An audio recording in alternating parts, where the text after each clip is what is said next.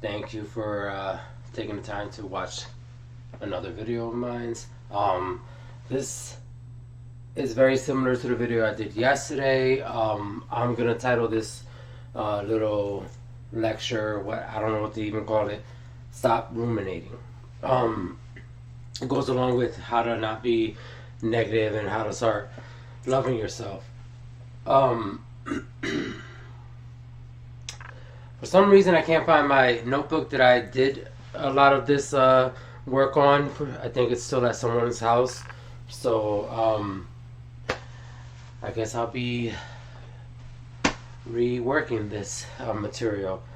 So, these are things based off of my own experience. I'm not a professional whatsoever. This is just based on my own experience, and I hope that this would help you in getting you out of whatever rut you are in.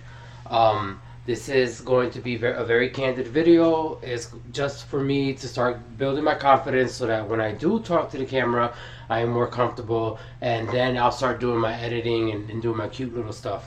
But for right now, we're gonna keep it simple and sweet and simple, whatever. So, to learn, in order to get on that path, excuse me, I'm off the camera, look at me. In order to get off that path, of rumination, you should try to follow some of these steps, and it will definitely help you keep you busy and whatnot. But the first step, all right, is read, read, read.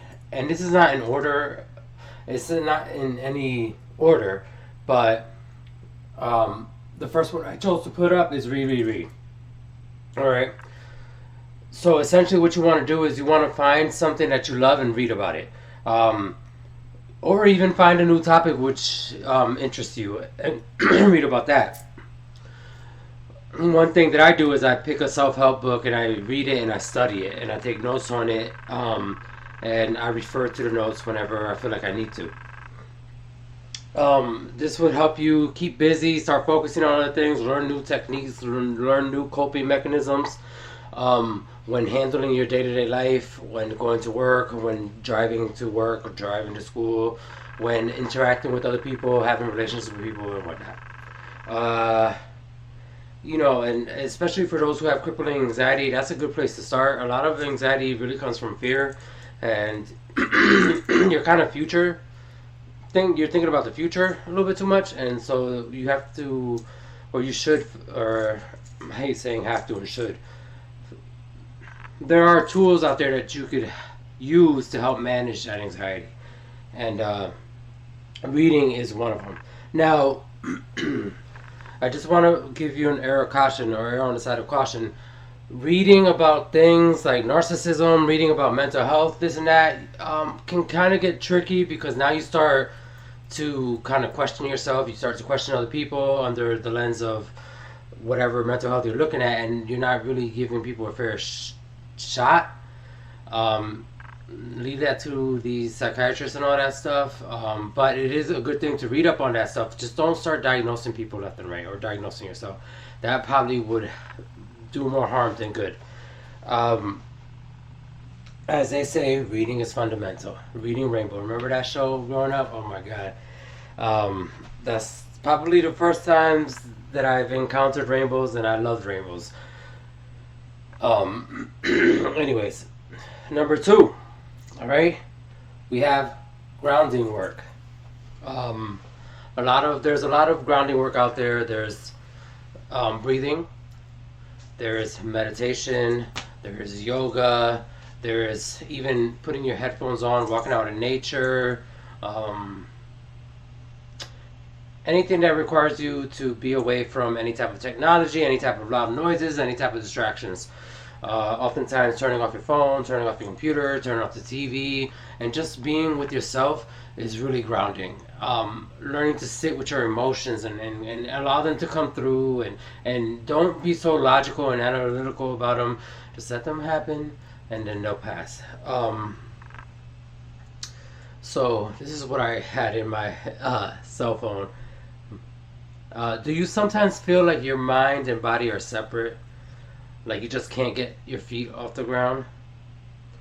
Like you just can't get your feet. Okay. Grounding techniques such as yoga, deep breathing can definitely help you get back into your body and become present again. The idea here is to get your attention off of the past or the future and into the present moment. A walk in nature is also a great way to shift the focus. Just taking a look around and noticing the birds, trees, or even the people around you can build a stronger path towards grace and compassion for yourself. And those are things that you have to start learning how to build: is compassion for yourself, grace for yourself. Don't be so consumed by what people around you are doing, by what so and so is thinking of you. It's really not helpful at the end of the day. This is all about you. And in order for you to become a better person, you have to start practicing. You have to start putting the work in.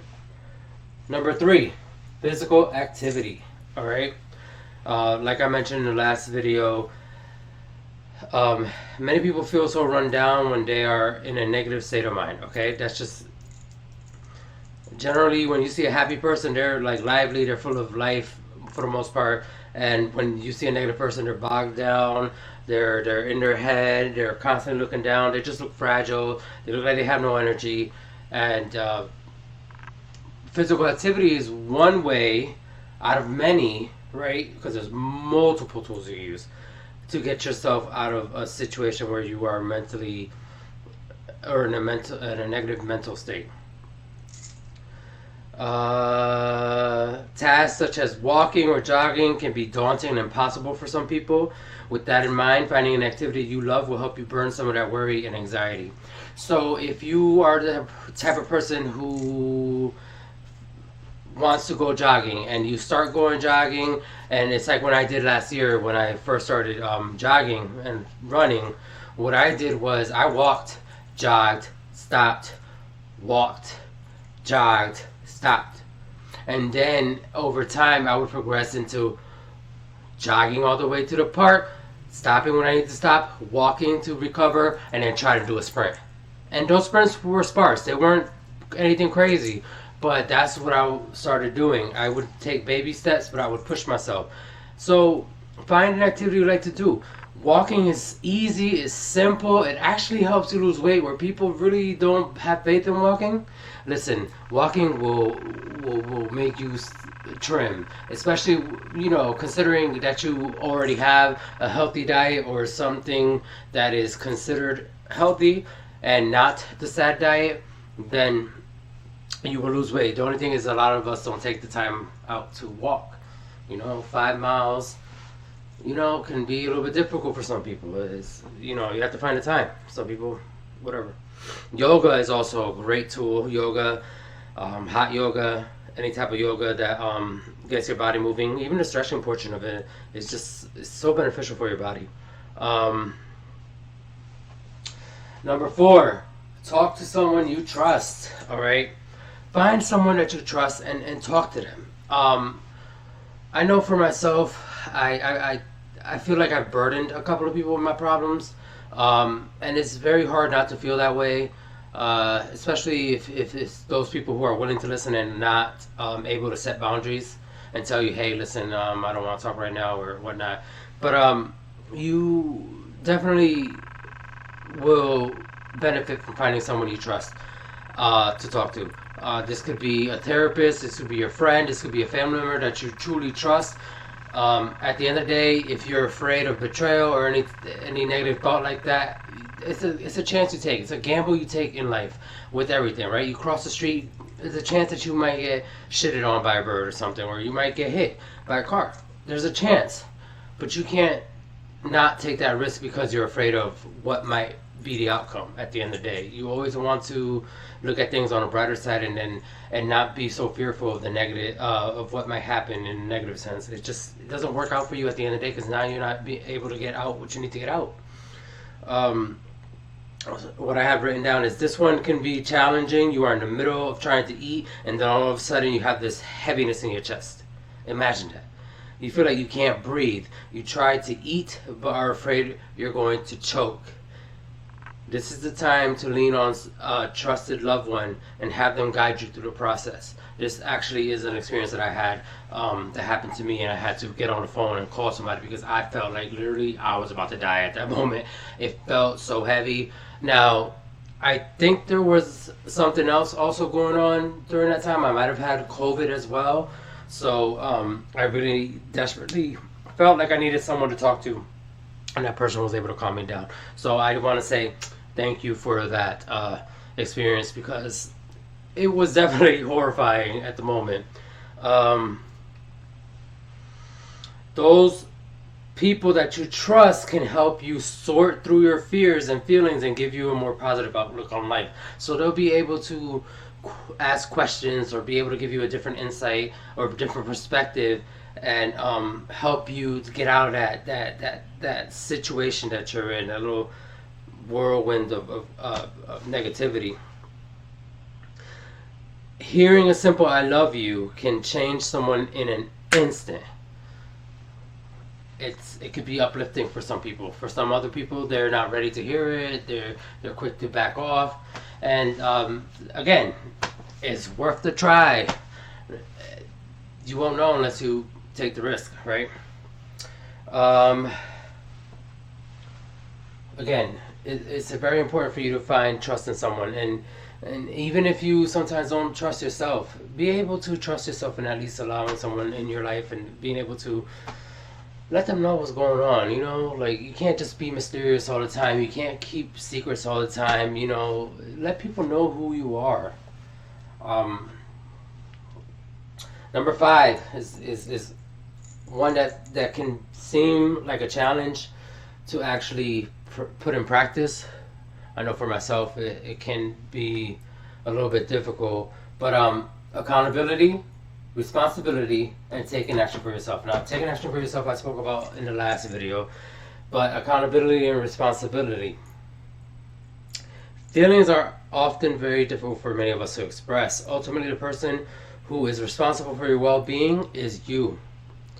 So taking responsibility and learning to love yourself will get you on the right track to treating yourself right. Blaming others can often lead to a destructive outcome. So, you were late to work because so-and-so held you up. And that moment that so-and-so held you up, you had the choice to continue to do what you were doing with that person, or set that boundary. Listen, I gotta go to work. Boom. Alright? Or you have a past relationship and you start blaming them for your financial situation, or you start blaming them for this situation, or you start blaming them for why you were sad all the time. I don't know. Again, you had part in that. You partook in that. You had it takes two to tango, right? You can't just sit there and blame somebody and say, oh, this person acts like this person acts like that, but you also have interactions with them. You also have some fault. Take responsibility. And once you take responsibility, you understand, it'll kind of make it smoother to really cycle through that or go through that problem. It would actually give you perspective. Well, maybe I should never responded in that manner. Maybe I should have stopped and